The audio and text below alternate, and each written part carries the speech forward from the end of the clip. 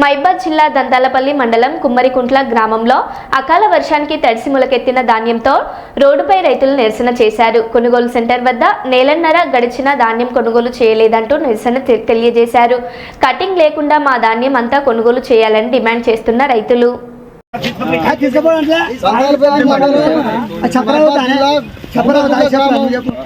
ఒడ్లు పోసినాం, రైతులందరం ఐక్యతలో ఒడ్లు పోసినాం. ఒడ్లు అమ్ముడు పోవట్లేవు. 2 నెలల నుంచి ఇట్లే ఉండిపోతానే ఒడ్లు మొలకలు వచ్చినాయి. ఎవరు పట్టించుకున్న పాపానం లేదు. న్యాయం చేయాలని ప్రభుత్వాన్ని కోరుతున్నాం. వెంటనే కాటాలు అయ్యేటట్టు మిల్లర్లకు పర్మిషన్ ఇచ్చి మాకు మిల్లర్లు నిన్న అని మిల్లర్లు మామూలు ఇక్కడ ఎవరు పట్టించుకుంటారు. దగ్గర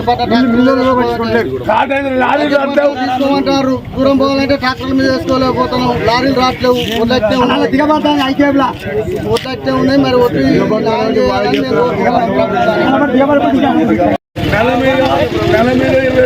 నెల మీద రోజు పట్టించుకునే వాళ్ళు లేరు. మీజర్ వచ్చింది, కాటా పెట్టినాం, బత్తాలు అక్కడ ఉన్నాయి. ఇదివరకు ఒకసారి ఆర్డరింగ్ ఇచ్చినాం, దాన్ని పట్టించుకోలేదు.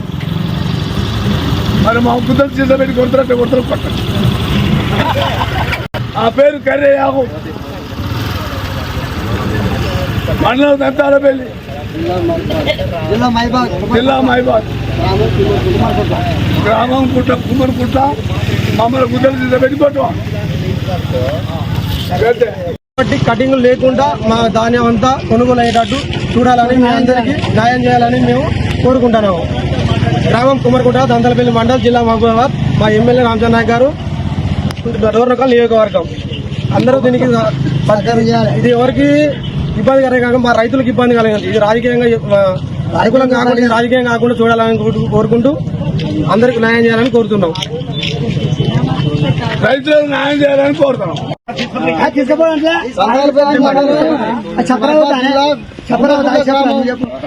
ఒడ్లు పోసినాం, రైతులందరం ఐక్యతలో ఒడ్లు పోసినాం. ఒడ్లు అమ్ముడు పోవట్లేవు.